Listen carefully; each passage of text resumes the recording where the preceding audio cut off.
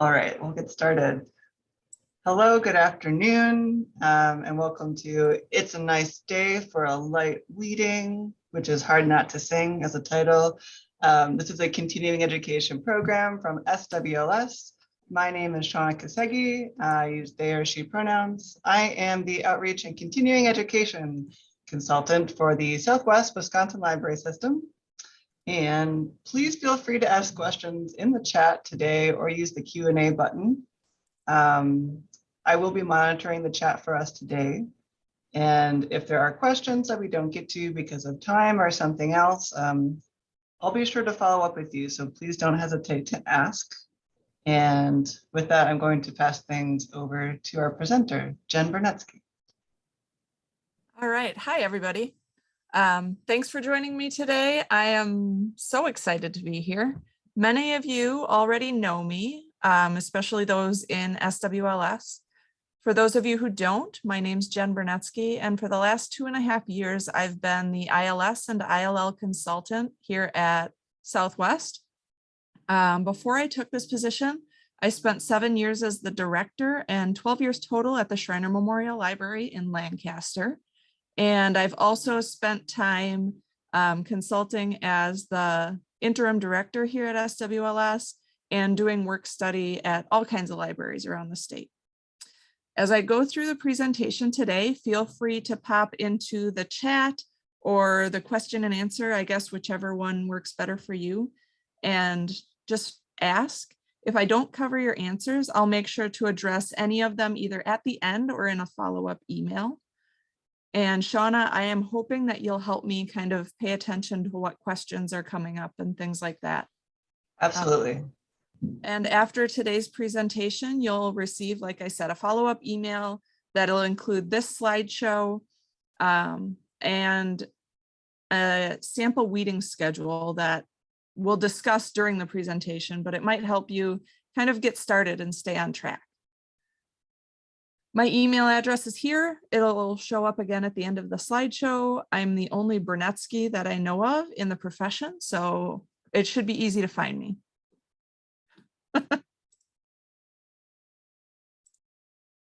All right, so let's take a quick look at what we're going to cover today. I like to start weeding discussions with just the hugest shout out to the Texas State Library and Archives Commission, because they created the CREW manual, which is a very thorough resource, and they make it freely available to anyone. It gives great guidelines and can help inform you, especially when you're not sure what constitutes old or outdated. And besides that resource, we'll also talk about why you should want to weed, other than the intrinsic, like, oh, it just is so satisfying. How to prepare yourself, your board, your stakeholders, your patrons, what you might want to consider in some of the more common collections, how to stick to a schedule, and finally, a few options for what to do with all of those things that you're withdrawing. What I really want you to get out of today's session is that it doesn't have to be huge. Every single time you do a weed doesn't have to be this huge controversial undertaking. It can be little and it can be incremental and consistent, and that will make it so much easier for you to stick with it. So, like I said, the CREW method is developed by the Texas State Library and Archives Commission. It's available for free online. It's linked here. So when you get this presentation, you'll be able to just use that link to get there. You can also just Google it. CREW stands for Continuous Review, Evaluation, and Weeding.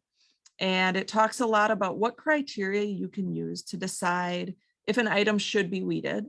And because librarians wrote it, they have just a ton of acronyms like MUSTY to help guide us.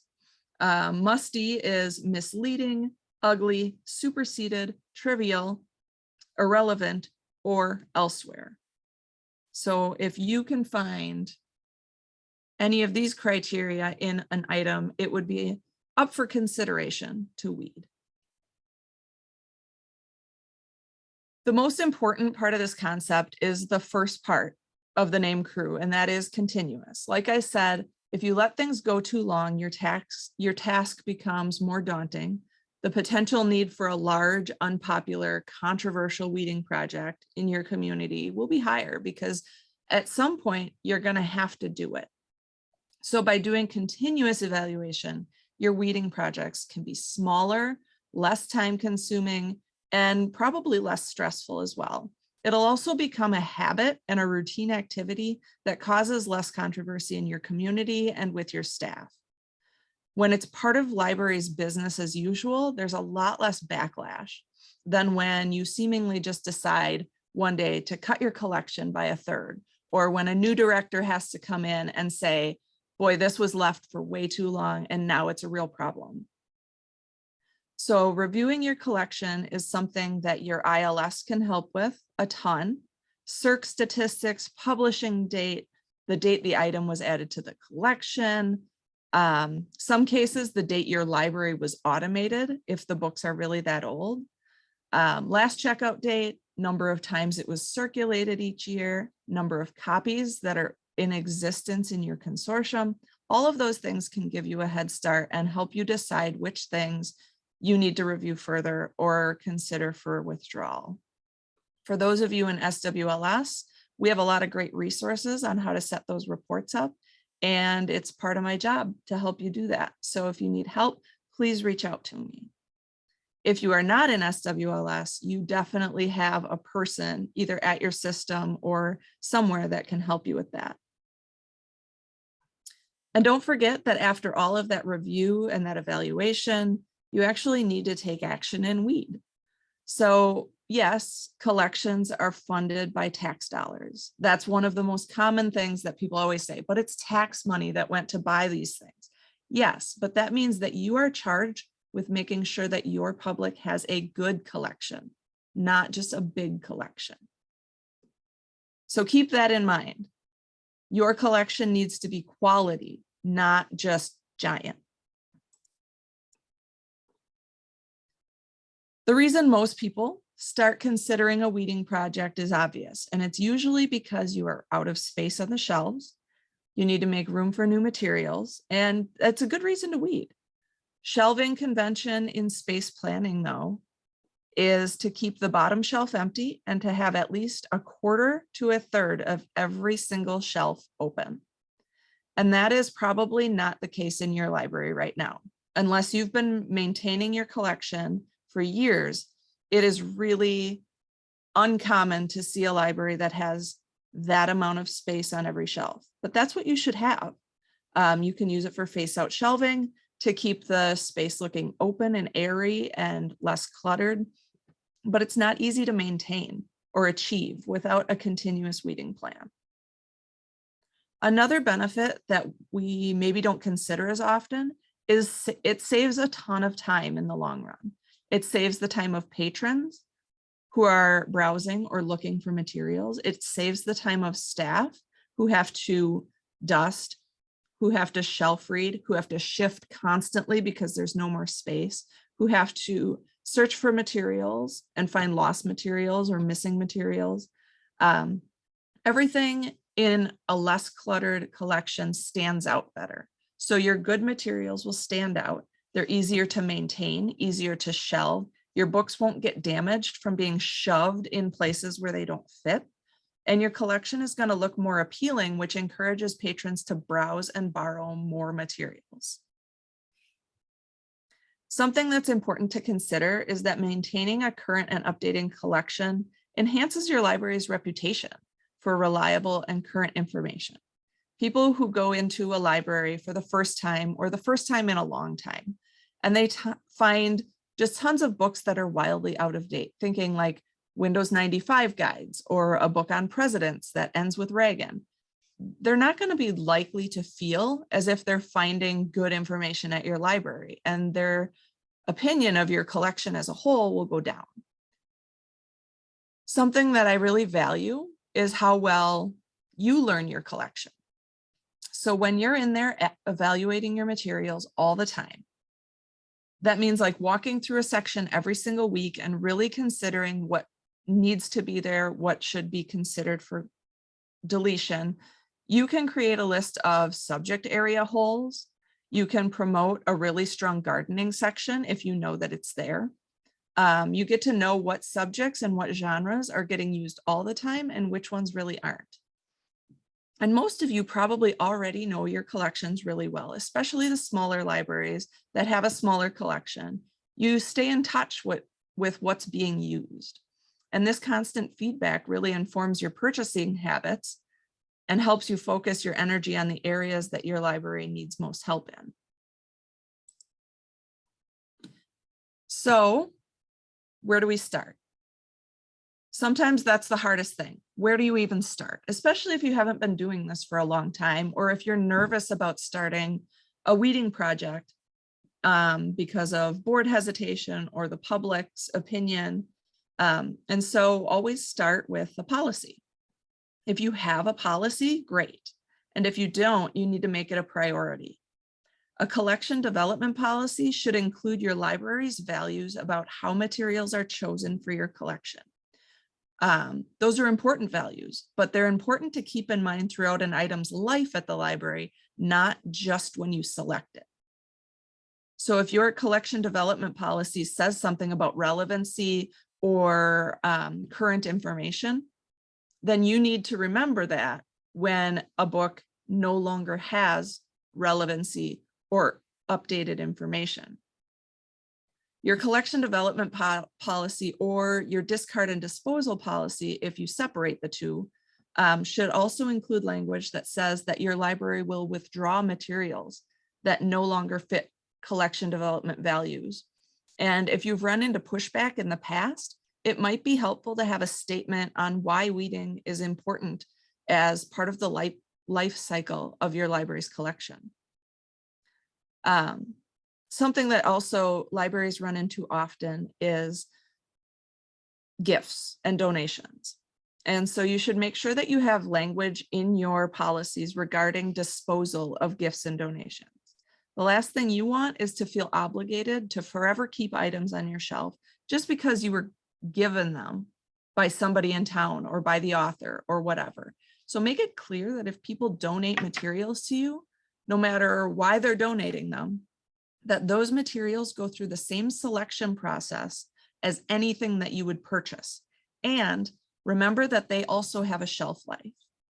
So just because somebody donates it to you, first of all, it does not obligate you to put it on the shelf if it doesn't fit your collection development policy. And that will cut down on the amount you have to weed.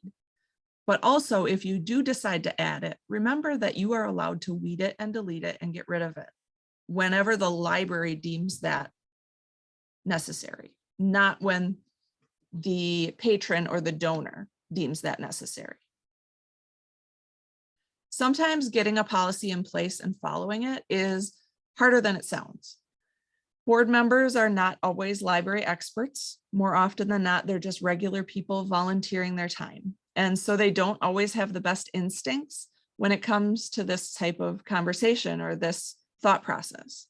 So it's important that your collection development policy and your conversations with your board leading up to a project is rooted in serving your patrons' current needs and desires, not what a staff member or a board member wishes those needs and desires are. So a lot of times you'll get this element of nostalgia, and a board member might say, you know, we are an academic, facility, and we are going to collect and keep these academic nonfiction books. But if they never ever go out, are you really an academic, service place, or are you not? Are you just housing them? So that nostalgia also sometimes leads people to have these preconceived notions about what a library should be. Your job as library staff is to build understanding around weeding.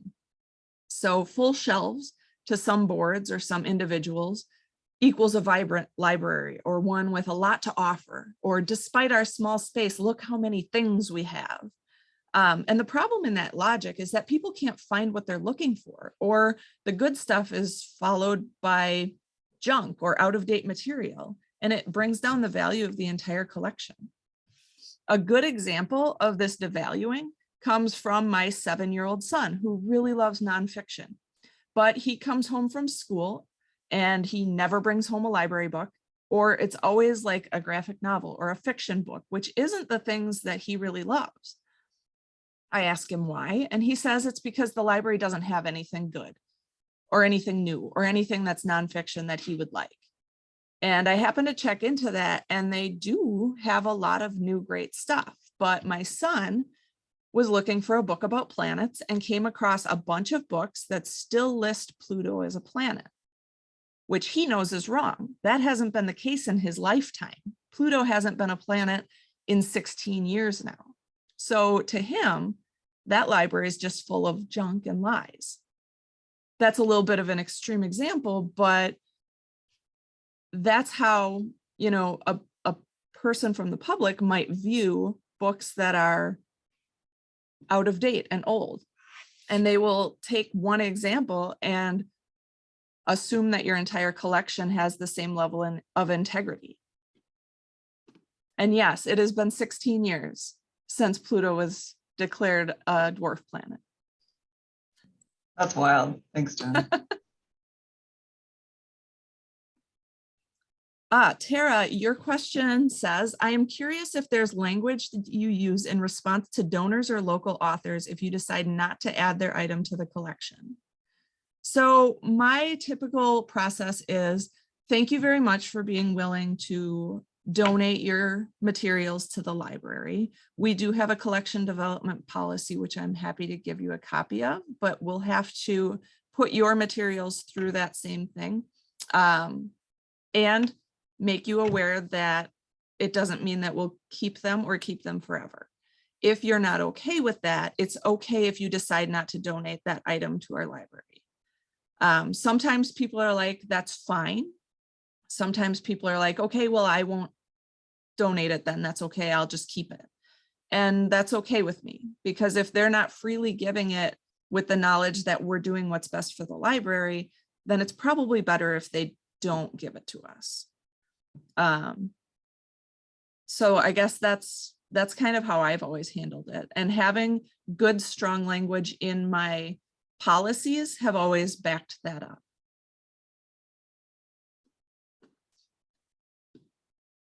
All right.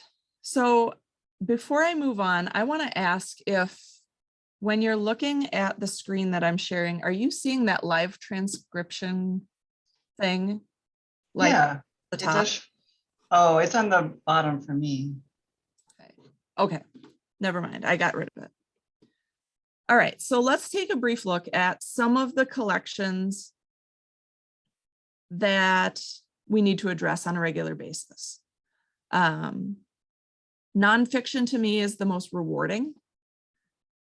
So the crew manual can help by giving you guidelines based on each Dewey section, which is really great because some sections don't become obsolete nearly as fast as others. So medical books, for example, can be really dangerous if they contain outdated advice or information. The book that you see here, called The First Book of National Parks, it would be great, except that it contains, quote, all 32 national parks, but there are 58 national parks. So it's obviously outdated.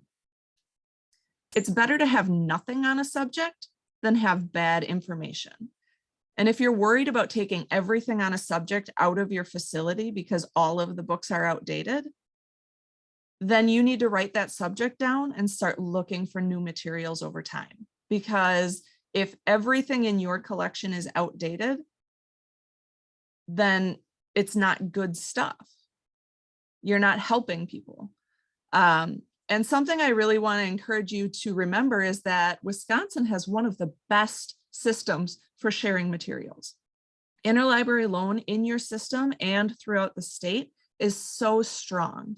And I think that it's a super powerful thing. You can get something from anywhere in the state in about a week. So if you don't have it, that's okay. Somebody will. I'd also like to encourage you to look at the nonfiction in the children's section. There's a lot of great new resources out there that deal with topics in humane, sensitive, inclusive manners. And books with insensitive depictions of cultures, races, and religions do not deserve your shelf space. And remember that your audience in the children's collection is typically much younger than you are. So a book about world records from 2013 might not seem very old to you, but the audience's intended age is 7 to 10 years old. And to them, that's ancient history. Technology books are also especially short-lived. If you have books about computers or technology and there's still a CRT deep screen monitor instead of a flat screen on the cover, kids are not going to relate to that.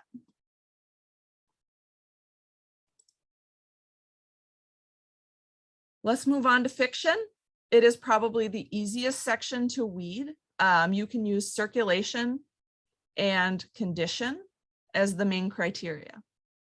Paperbacks where the spine is so creased that you can't even read the title, you should probably either let it go or replace it with one in better condition. Fiction turnover is a lot faster than nonfiction, so you'll probably be getting rid of some books that are still in great shape too.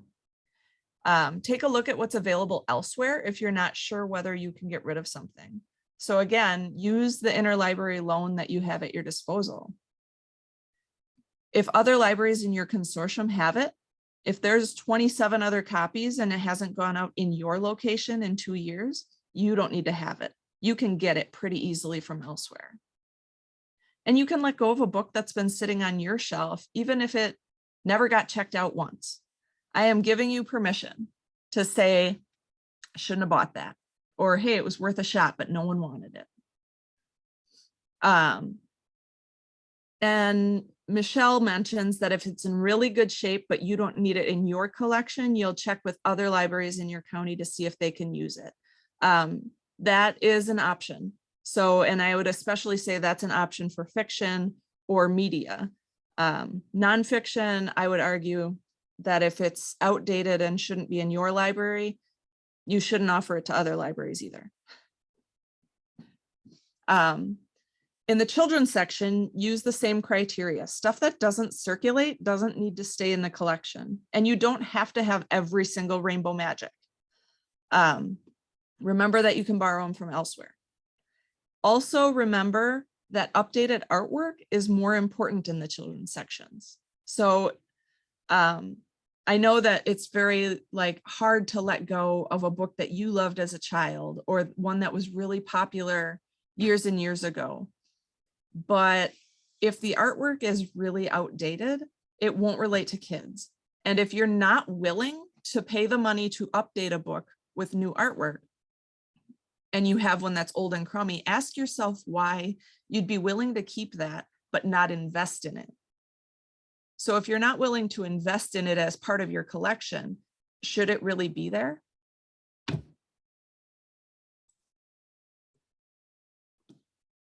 I want to take a second and talk about popular authors. Here we have a photo of James Patterson surrounded by approximately the number of books he's published in the last 18 months. So small and medium-sized libraries do not have the space to keep every book he publishes. They just don't. Even if they're popular, you don't have space to keep them all. You just don't. And when you're dealing with popular materials, the easiest first step is to get rid of duplicate copies if you buy them, or if you add donated versions, as soon as you notice that they're not going out very fast anymore. And I want to encourage you to regularly check in on the actual circ of those prolific authors. So Stuart Woods was the thing for a lot of years. But if you're buying all of those books, but they only go out once or twice to your patrons before either heading out on interlibrary loan for months or before finding a home on your shelf, you need to decide whether it's still worth it to collect them in the first place. You know, larger libraries are still buying Stuart Woods. Maybe it's okay if you just borrow them from elsewhere. And here comes my most controversial statement of the day, and the one that people tend to balk at the most. You do not have to keep an entire series. Larger libraries, maybe that's a different story. Maybe you do need to keep an entire series. But if you are a smaller, medium-sized library, there is absolutely no reason for you to have every single book in a 30-book series. You can give up some of the titles in exchange for all of that space. Larger libraries are going to have copies of them. My personal philosophy, and one that worked well at my previous position, is to get them hooked on the first two, and then excite them with the newest release by buying the last one, but weed the stuff in the middle. Also, if an author has a bunch of different series like Debbie Macomber, where she's got a bunch of trilogies and a bunch that have like 3 or 4 or 5, you can keep the series that circulates best and let go some of those ones that don't go out as often. Because if somebody wants to read everything by her, someone in the state will have it.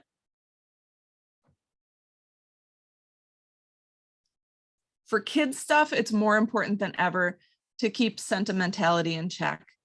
Like I said, cover art that's updated can really help, but there will be some books that you loved as a kid that just aren't going to circulate well, and it's okay to let them go. Young adult and graphic novels have the shortest shelf life of anything in your collection other than periodicals. According to CREW guidelines, if it hasn't circulated in the last year or 2 years, you should consider letting it go. That's how fast it should be moving. This is a section that can be really hit and miss, so it's more likely that you're going to withdraw pristine books, and it is okay. And it's okay to reach out to schools and see if any teachers want them in their classrooms or in their library. Teen books also go pretty well in book sales typically. Graphic novels and comic books are getting a lot better. Oh, did I miss a question? I was actually double checking with Your Patty. copy is the only one in the system. Yeah. My question there would be, if your book is the only one in the system and it hasn't gone out in 3 or 4 or 5 years, do you need it? Because if it hasn't gone out in that many years, that means it hasn't gone out anywhere in our system, right? So I would say if you're really worried about it, check WSCAT. And probably somebody in WSCAT will have it. But if you are not the largest library, and Patty, I happen to know you are not the largest library, you don't need to be in charge of keeping everything. That is a great question. Thank you.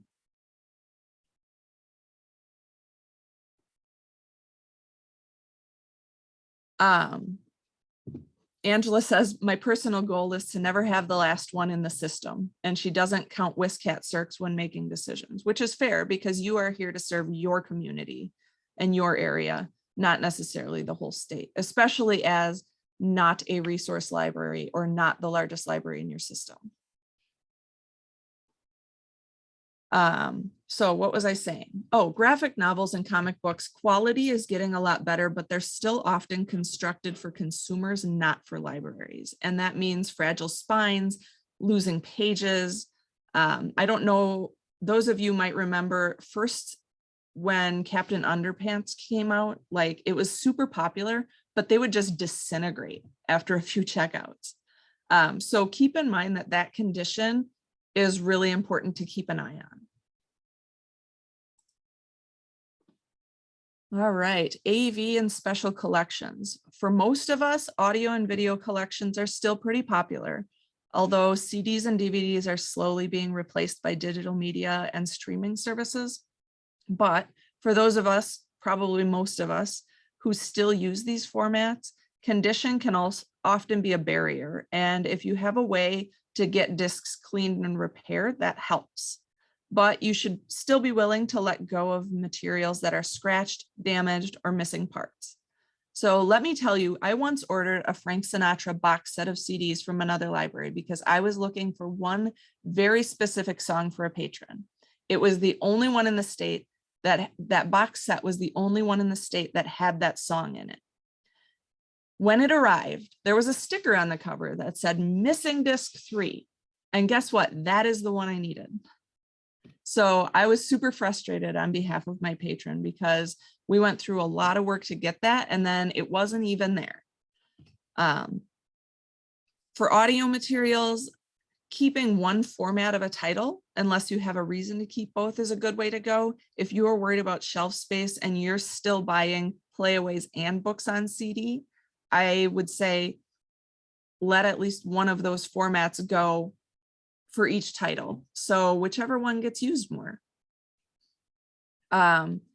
Or see what's available elsewhere and then keep the other. And at this point, unless you have a dedicated VHS user, or unless you are circulating a VHS player, you probably don't need to keep that format around anymore. Some of you still have reference collections, and some of you have moved away from that or integrated it into your nonfiction collection. Either way, you need to make sure that those materials are really up to date. Keep only the things that get actively used. So here it says an encyclopedia that's more than 5 years old is too old to keep. If you're not sure if your encyclopedia gets used, check to make sure that you have Badger Link access to like Britannica or something like that. But maybe withdraw your 17-year-old encyclopedias and keep a tally of how many times people ask for it. If that many tallies in a year says that you should spend, you know, $1,000 or however many dollars on a new set of encyclopedias, then do it. If not, that takes up a lot of space that you could use for tons of other things. And for periodicals, I would ask you a question that you should consider. Are all of your back issues findable in your catalog by issue? And if not, why are you hanging on to them? Who's the audience that's looking for an uncatalogued back issue of a magazine? And is that audience large enough to justify the real estate that it takes up? For most periodicals, you wouldn't need more than a year of back issues unless you have a specific purpose for keeping them. So in everything that we talk about today, I'm giving very general suggestions, but there are exceptions. Everybody has a special consideration in their library, and you just need to know what those things are for you. So when I was in Lancaster, we kept everything that August Derleth wrote, even though they hardly ever went out, because his descendants lived in town and would have been offended if we got rid of them. It wasn't a great choice for our collection because, like I said, it took up a bunch of space. They didn't go out, they got dusty, but it's a trade-off that we made knowing why we were doing it. And you probably have those things as well. Maybe you have a book that your previous library director wrote and it never goes out and it lays on a dusty shelf for 12 years without moving. That if that's okay with you, then keep it. Just be aware that you're making a trade-off on the space and the maintenance that it takes up. Maybe you can't stand to get rid of the old leather-bound classics that you have, and they're in good shape, but they make your fiction collection look dated and ragged. So maybe you want to pull them all together into a classics section, and suddenly it feels purposeful. And it also simultaneously cleans up the look of your fiction collection. So think about what those exceptions might be, and it's okay to have them. So I love schedules. If you know me, you know that I am a checklist scheduling type of person. And keeping on top of constant weeding is tough because everybody that works in a library is busy, and you're busy all the time doing different things. So it becomes this back burner thing that you just kind of put off until it turns into a huge annual task or less than annual.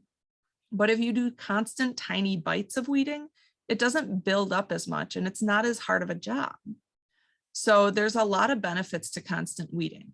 To your patrons and your board, it's part of library experience instead of this intrusive, jarring, like, holy cow, last time I was here, there was way more stuff.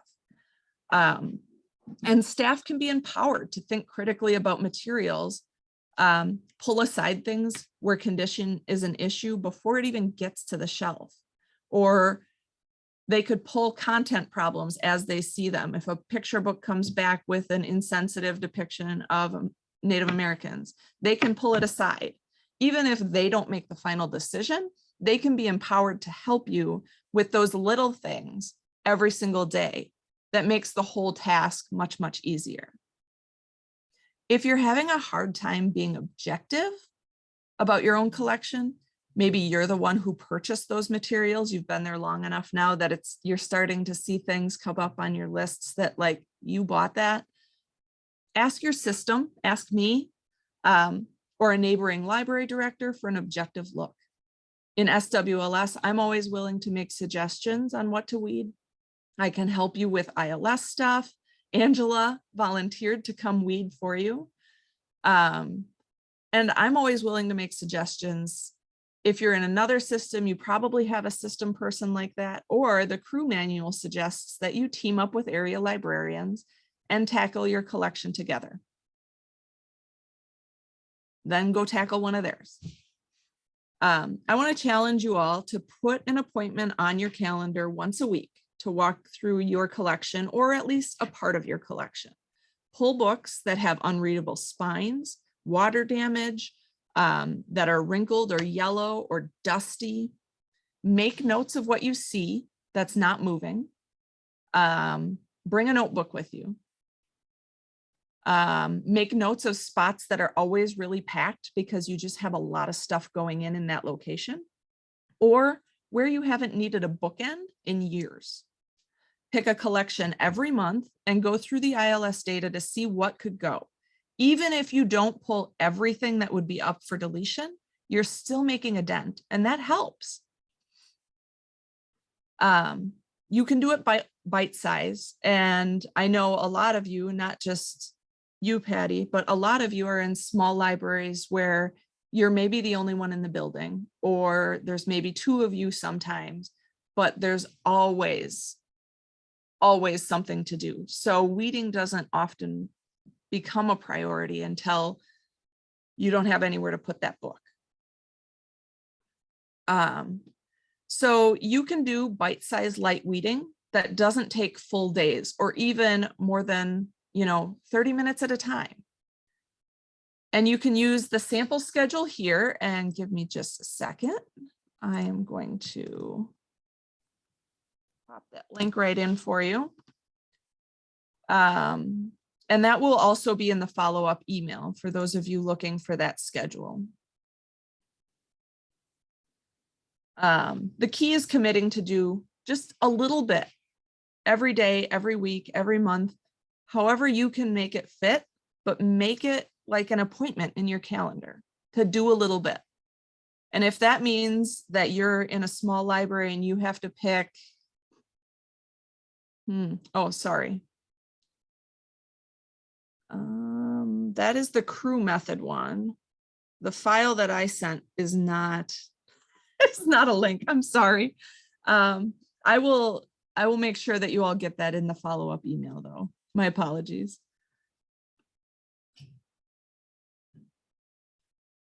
So anyway, if the schedule that looks like this doesn't work for you, I'm happy to help you find one that does. Just undid it.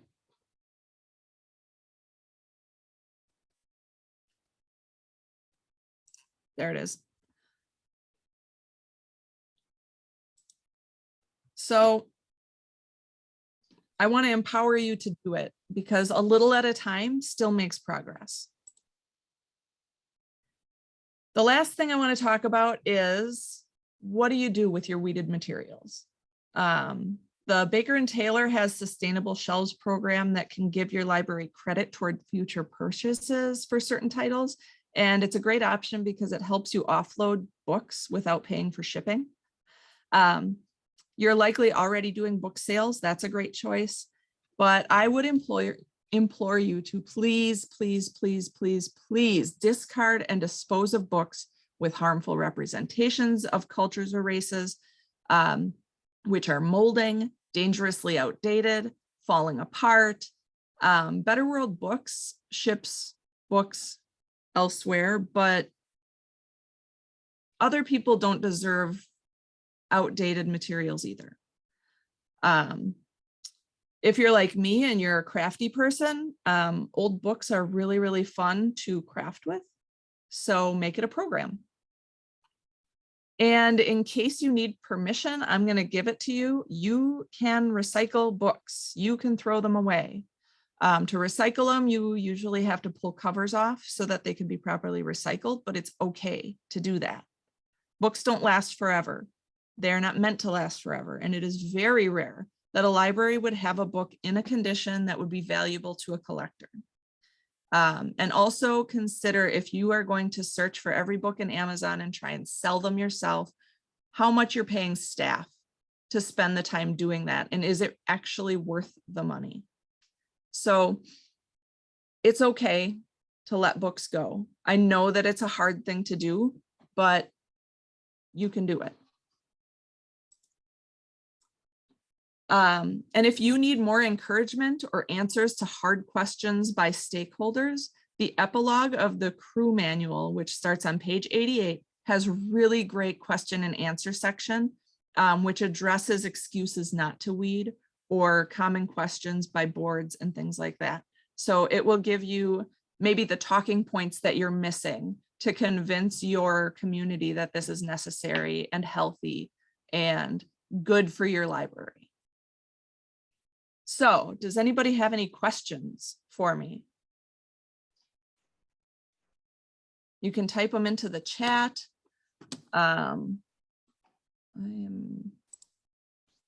Yeah, we don't have any questions. Folks have asked a lot of good ones, so thank you for participating. Absolutely. While Jen's been talking. I bet there's something weird that's come up for you recently or lately. Like, I liked the question of like, if we are the only one who has it, should we keep it? I bet everyone has things like that that comes up for them. Tara says this was useful and encouraging, and thank you so much. You can do it. And if you need help, I would love to come to your library and help you get started. Yeah, we understand like how there's just a lot to do. So I love the idea of it being a habit that doesn't even feel like a big scary task over time. And it looks like Joseph is going to co-reading the musical with me. I like that idea. I'm just looking at the chat box. What's the best place to find new YA graphic novels? Because it's not my area of expertise. Ah, that is a good question. And I am off the top of my head really good with adult graphic novels, actually. But if you want to email me, Katie, I'd be happy to help you with that. Or someone here today might be really into YA graphic novels.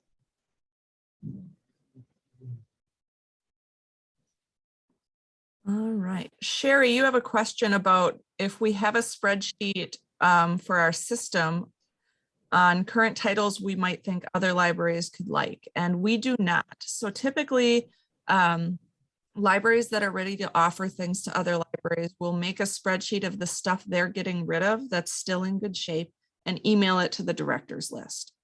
That's how we kind of have been doing it here. You'll see like Prairie du Chien has done that recently with audiobooks, I think, or DVDs, and Platteville does that on occasion as well.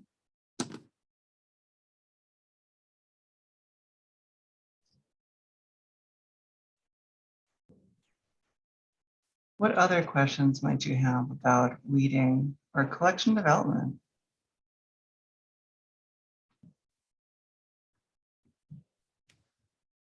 Maybe you're someone who has created a schedule, and I'd love to hear from you and how it's gone, how it became a task that you only did twice a year to something you maybe did once a month. Should you train your staff to put gross things aside as they check them in? Always. I think that it's really important in any size library that things that are gross don't go back on your shelf. And that you kind of have a shared standard for what that means in your library. To me, in my previous positions, it's always been, is it wet? Can you read the spine? Is the cover falling off? Is the spine broken? Or has it been chewed on? If any of those are the case, set it aside. If they don't have the power to make that decision themselves, then they need to set it aside for someone who does. Those are pretty easy criteria to see. If it's sticky, be picky. I like that. If it is sticky, or if it is not the natural color of a book, those are, Kool-Aid is a pretty obvious one. If you have to wonder if that is a human fluid, that's a good one to set aside. How many taped pages is too many? How many tape? Well, that's something that you should decide as a library. Patty says nonfiction is tough to weed, not necessarily because of dates, but because replacement costs are tough to budget for. And that is a very true thing. I think that it's really difficult to constantly replace nonfiction. And that's where I would suggest that when you have a section that you're just missing, proactively look through your system for other places that have good collections there. So you might have a really outdated medical section, but there is a library in your system that has updated those things. Maybe you don't need to buy everything. Or travel books, that's a really good example. You maybe don't need to buy every year's book on Fodor, France, because somebody else in your system might buy it as well. And maybe you guys could alternate years, or maybe you can have the one that's 2 years old because they have the one that's this year. But I would still say that if it's outdated and it doesn't contain relevant information anymore, why do you have it on your shelf? Even if you can't afford to replace it right now, maybe you have to keep a list of subjects to keep in mind and just fill with whatever budget you happen to have. But a smaller, well-maintained collection is better than a big collection of stuff that's too old to be useful. Sherry has a question about Verso status. So if your staff want to assign a book that, director's desk would be a good one, or there are several in there that you could use that don't get used often. Or we could create one for you if you wanted one that said something different, like under review or something like that. Snag might be an option. So if you want that to be a thing, Sherry, I'd be happy to work with you on what would be the best choice for you.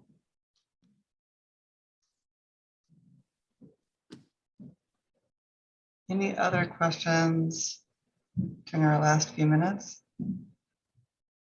How old is too old for travel books? That's a great question. I think a relevant one since the pandemic has made it even more complicated. Right? Say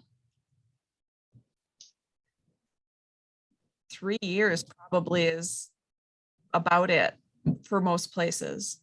Places change, especially since the pandemic. A lot of things have changed about how travel works, schedules. A lot of restaurants and places like that have closed permanently. So those books that are older than that probably aren't real accurate anymore.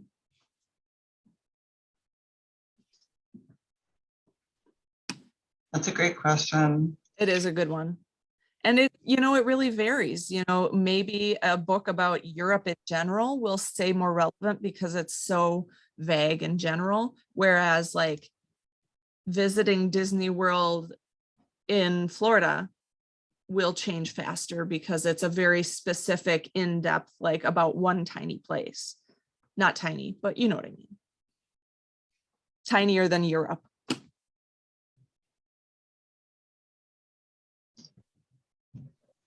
And maybe if you're having a hard time getting started with reading, maybe you need an accountability buddy. So if you need someone to maybe check in on something with you, I'd be happy to be your accountability buddy. If you want me to email you or call you in a month or two, or you can find a colleague to check in. If it's just something you keep pushing off, maybe that would help. And I know in SWLS, I'm always looking for excuses for field trips. So if you need a couple hours of my time pulling and withdrawing books, sign me up. So Well, I want to thank you, Jen. I want to reiterate that we'll be sending out to all of the attendees this slideshow with my notes included, as well as the weeding schedule that I have, which contains a little bit of like kind of brief collection-based advice. And hopefully any questions that you have that haven't been answered, reach out to me by email or by phone. It doesn't matter if you're in SWLS. I love to talk about this stuff and I'm happy to talk to you about it. So let me hear from you if you want to get started and you still need help. Well, Sherry can't wait for the auditions of Weeding the Musical. I can't either. And thank you so much, Jen, for your time and your love of weeding. I really appreciate your enthusiasm and all of your experience. So thanks for sharing all this with us today. And you're welcome to reach out to me as well. I'm just skasegi@swls.org. But you'll be hearing from me soon with whatever, all the stuff that Jen just mentioned. I'll be sending you an email. So thanks again, everyone, and have a good rest of your day. We'll talk to you soon. Have a great day. Thank you. Thanks.